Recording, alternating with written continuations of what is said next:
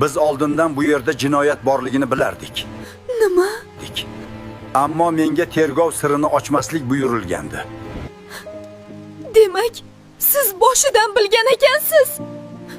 Yaqin 1-2 kunda hammasi fosh bo'ladi. Sherzod aka haqida nima bilasiz?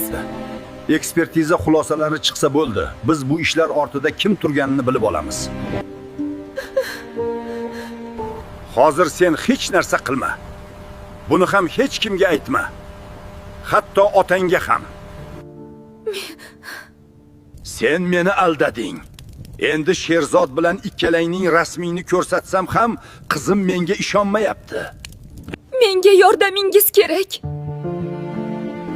Yo'qol bu yerdan. Senga boshqa yordam bermayman.